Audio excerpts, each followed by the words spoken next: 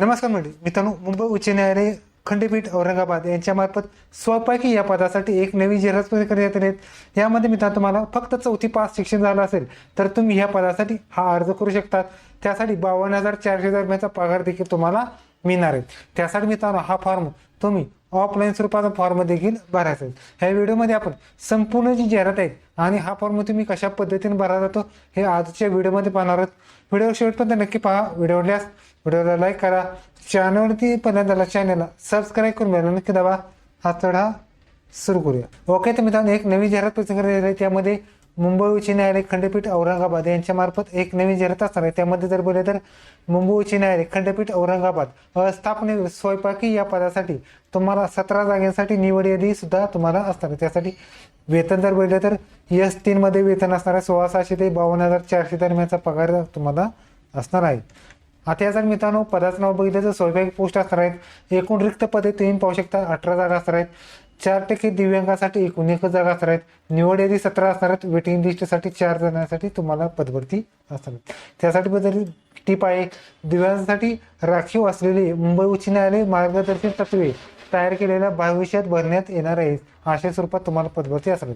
आता मित्रांनो जी पदभरती आहे त्यामध्ये जर बघितलं तर परिशिष्ट अ मध्ये तुम्हाला फॉर्म दिलेले आहेत. हा फॉर्म तुम्ही सर्वप्रमाणे साक्षांकित प्रतीसह दिनांक 10 सप्टेंबर 2026 रोजी सायंकाळी 5 वाजेपर्यंत किंवा तत्पूर्वी कार्यालयात पोहोचतील अशा स्पीड पोस्टने तुम्हाला हा फॉर्म पाठवायचा. त्याचबरोबर जो फॉर्मवरती लिफाफ्यावरती नाव आहे ते जर पाहिलं तर प्रबंधक प्रशासक आहेत, मुंबई उच्च न्यायालय खंडपीठ औरंगाबाद, चालना रोड, छत्रपती संभाजीनगर, औरंगाबाद 43-1009 ह्या पत्त्यावरती तुम्हाला स्पीड पोस्टने तुम्हाला पाठवायचे. त्याचबरोबर इतर तारखेला आल्या किंवा इतर माध्यमातून आल्या तर तुमचा विचार केला जाणार नाही. आता यासाठी पात्रता जर पाहिली तर तुम्हाला पहिले त्याचे त्रित प्रमाणपत्र चांगले असावे. त्याचबरोबर उमेदवार किमान 4थी उत्तीर्ण असावा, म्हणजे किमान 4थी उत्तीर्ण तुम्हाला लागणार. त्याचबरोबर वय जर बोलले तर उपजवळ 18 ते 38 वर्षापर्यंत लागणार आहेत. काश असेल तर तुम्हाला त्रिशूळ तुम्ही अर्ज करायचा आहे. त्याचबरोबर न्यायिक कर्मचाऱ्यांसाठी कोणतीच वयाची अट नसते.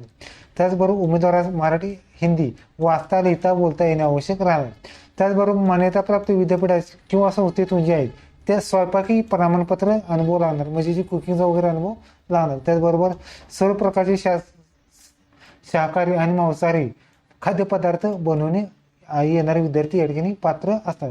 त्याचबरोबर पात्र उमेदवारासाठी काही निवड अटी शर्ती आहेत तो व ती करार करण्यास सक्षम असावा, म्हणजे पहिल्यांदा काहीतरी कॉन्ट्रॅक्ट पद्धतीने पदभरती असणार, त्यानंतर तुम्ही जॉईनिंगची प्रोसेस असावी. त्याचबरोबर तिच्यावरती कुठलाही गुन्हा वगैरे नोंद नसावा. त्याचबरोबर या ठिकाणी महाराष्ट्र नागरिक सेवा लहान कुटुंबाचे प्रमाणपत्र, त्याचबरोबर 2 किंवा 2 पत्ते अधिक आपत्ती सुद्धा तुम्हाला नसावी. उमेदवारांनी अर्जासोबत खालील दाखल्याची प्रमाण सेल्फ अटेस्टेड असावेत. यामध्ये शैक्षणिक अर्हता उदाहरणार्थ 4थी 7वी 10वी 12वी डिग्री जे मार्कशीट प्रमाणपत्र असतात त्यावरती तुमची सही पाहिजे आहे. जन्मतारखेचा दाखला किंवा शाळा सोडल्याचा दाखला किंवा 10वीचं प्रमाणपत्र ह्यावरती सुद्धा. तर दिव्यांग असेल दिव्यांगावरती जाती दाखला, कास्ट असेल तर त्याच्यावरती तुम्हाला सिग्नेचर पाहिजे. स्वयंपाक अनुभव वगैरे असेल त्याच्यात सुद्धा तुम्हाला सिग्नेचर पाहिजे. त्याचबरोबर विशेष पाककृती संबंधित अनुभव असेल त्याचा सर्टिफिकेट, डोमासेल असेल, नावामध्ये महिला असेल, नावामध्ये बदल असेल त्याच्यावरती तुम्हाला सिग्नेचर पाहिजे. त्याचबरोबर शासकीय कर्मचारी वगैरे असेल त्याच्यावरती, विशेष अर्हता वगैरे काय असेल त्याच्यावरती, आधार कार्ड, न्यायालयीन प्रशासन विचारले दस्तऐवज ह्यावरती तुम्हाला सिग्नेचर तुम्हाला लागेल. त्याचबरोबर पुढचा तो अर्जदाराने मूळ कागदपत्रे सुद्धा जोडायचे, म्हणजे जाहिरातीत प्रसिद्ध झाल्यानंतरही 2 प्रतीची व्यक्तीची नावे आणि त्यावरती त्याचे सह आणि डिटेलमध्ये तुम्हाला नावे जोडायचे. त्याचबरोबर लहान कुटुंबाचे प्रमाणपत्र सुद्धा जोडायचे आहेत. त्याचबरोबर शासकीय कर्मचारी त्याचं नामांकन प्रमाणपत्र नो ऑब्जेक्शन सर्टिफिकेट तुम्हाला जोडायचे. अर्जासोबत स्वतःचा ठळक अक्षरात लिहिले 5 रुपयाचे पोस्टर तिकीट सुद्धा कोरे पाकिट सुद्धा पाठवायचे आहेत, म्हणजे एक जे लिफाफा असतो त्यावरती तुम्हाला स्वतःच्या त्यांच्याकडून येणार असेल असे स्वरूपात एक लिफाफ्यावर पाठवायचे. त्याचबरोबर पोस्टकार्ड साईज फोटोसुद्धा तुम्हाला चिटकवायचा आहे.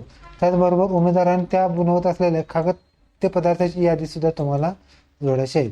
त्याचबरोबर इतर अर्थशक्तीसुद्धा आहे. त्यामध्ये अर्ज पाठवताना लिफाफ्यावरती स्वयंपाकी ह्या पदासाठी अशी ठळक अक्षरामध्ये लिहायचे आहेत. तसेच एकापेक्षा अर्ज सादर करायचा झाला त्या शेवटचा जो अर्ज आहे त्याचा विचारात घेतला जाणार. त्याचबरोबर अर्जाच्या विविध जागेमध्ये स्वतःच्या अलीकडच्या काळातील पासपोर्ट साईज रंगीत फोटो तुम्हाला चिटकवायचा आहे. स्वयंपाकी या पदासाठी 34 गुण तुम्हाला लिहिणे अनिवार्य असल्यामुळे तुम्हाला जर गुणपत्रक असेल तर त्या गुणपत्रकावरती जशी माहिती लिहा, नसेल तर तुम्हाला 50 पैकी काल्पनिकरित्या 100 पैकी 50 मार्क तुम्हाला लिहायचे आहेत. त्याचबरोबर फॉर्मवर जातात तुम्हाला जे डॉक्युमेंट्स असतात, उदाहरणार्थ 4वी 7वी 10वी 12वी डिग्री, यापैकी तुम्हाला स्पेलिंग ज्या पद्धतीचं हवं आहे त्या पद्धतीचं स्पेलिंगसुद्धा तुम्ही लिहायचे. त्याचबरोबर काही शाळांची टक्केवारी हे ग्रेड स्वरूपात असतात, त्यानुसार तुम्हाला अर्ज चालू डॉक्युमेंट जोडायची आहे. त्याचबरोबर या ठिकाणी जी निवड प्रक्रिया असणार आहे, ती निवड प्रक्रिया जर बोलली तर आलेल्या अर्जसंख्येनुसार विचार करून शॉर्ट लिस्टिंग असणार आहे. शॉर्ट लिस्टिंगद्वारे तुमची निवड प्रक्रिया तुला असणार. आता यासाठी जर जी परीक्षा फी असते, परीक्षा फी जर बोलली तर तुम्हाला 200 रुपये हा डिमांड ड्राफ्ट काढायचा आहे. डिमांड ड्राफ्ट जर बोलले तर register high court bench at Nagpur Aurangabad ह्याद्वारे तुम्हाला काढायचा आहे. आता यासाठी मित्रांनो जी निवड प्रक्रिया असणार आहे ती जर बोलले तर तुम्हाला पहिल्यांदा शॉर्ट लिस्टिंग असणार आहे. त्यामध्ये शॉर्ट लिस्टिंगमध्ये तुमचं नाव आल्यानंतर तुम्हाला स्वयंपाकी यासाठी प्रतिष्ठित चाचणी असणार आहेत. 30 गुण असणार आहेत, त्यामध्ये 15 मार्क मिळवायचे आहेत. शारीरिक चाचणी असणार आहेत 10 गुण, तोंडी मुलाखत असणार आहेत 10, अशी एकूण 50 मार्काची तुमची एक्झाम असणार आहे. त्यानुसार तुमची निवड प्रक्रिया असणार आहे. यामध्ये जर बोलले तर तुम्हाला 200 रुपयाचा डिमांड ड्राफ्ट काढणे बंधनकारक असणार आहे. ज्याचा डिमांड ड्राफ्ट नसेल ते डिस्क्वालिफाईड केले जाणार आहे. त्याचबरोबर फॉर्म भरत जाताना एक आय डी प्रूफ सुद्धा द्यायचा आहे आणि एक्झाम वेळी सुद्धा तोच आय डी प्रूफ घेऊन जायचा आहे. ह्या सगळ्या डिटेल्स जर बघितल्या तर तुम्हाला bombay.highcourt.nic.in या वेबसाईटद्वारे तुम्ही संपूर्ण माहिती पाहू शकता. त्याचबरोबर भरती रद्द करणे किंवा संशयित हा बदल करणे हे सगळे अधिकार जर बोलले तर तुम्हाला मुंबई उच्च न्यायालय औरंगाबाद खंडपीठ यांच्याकडे तुम्हाला असणार आहे. आता यासाठी मित्रांनो तुम्ही कशा पद्धतीने अर्ज करायचा ते सुद्धा पाहणार आहात आणि संपूर्ण फॉर्म हा तुम्हाला मराठीमधून भरायचा आहे. यामध्ये जर बोलले तर तुम्हाला उद्यासाला रिसेंटली फोटो चिटकवायचे आहेत. यामध्ये परिशिष्ट अ मध्ये तुम्हाला फॉर्म असणार आहेत.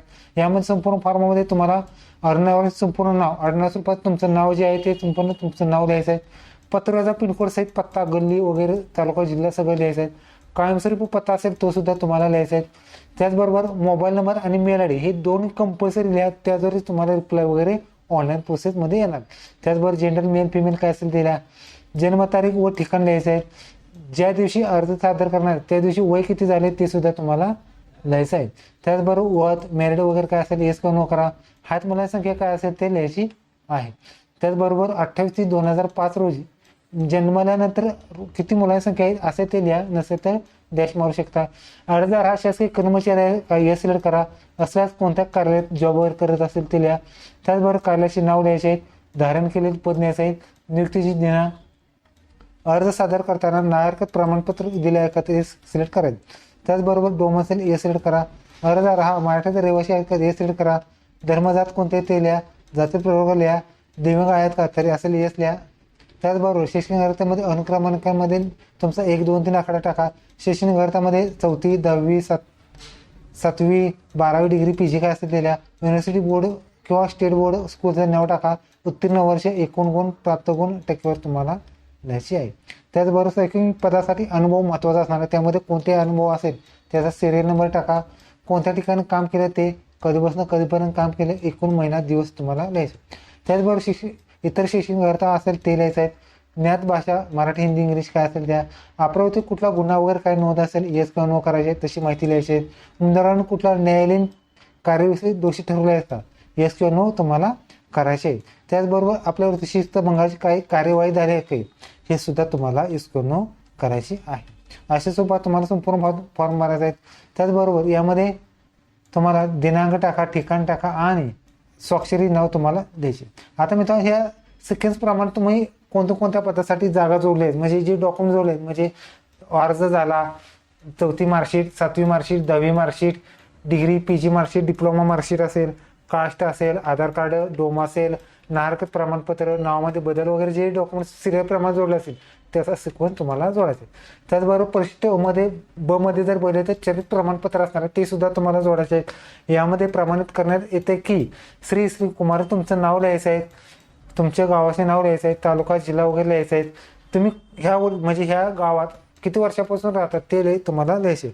त्याचबरोबर तुम्ही ठिकाणाचं नाव लिहा, दिनांक टाका आणि प्रमाणपत्र देणाऱ्याचे जे कोण प्रमाणपत्र देणार असेल चरित्र प्रमाणपत्र म्हणजे जवळपास जर बघितलं तर तुमचं नगरसेवक नगराध्यक्ष असतील, त्याचबरोबर ग्रामपंचायत सदस्य असेल, सरपंच, पोलीस पाटील हे एवढे सुद्धा देऊ शकतात, किंवा क्लास 1 क्लास 2 अधिकारी वगैरे असेल, की रिटायरमेंट कर्मचारी वगैरे असतात किंवा हेडमास्तर वगैरे असतात ते सुद्धा देऊ शकतात. त्यामध्ये त्या व्यक्तीची स्वाक्षरी करायचे, नाव पत्ता लिहायचा आणि ब्रह्मंद्वारे सुद्धा लिहायचं आहे.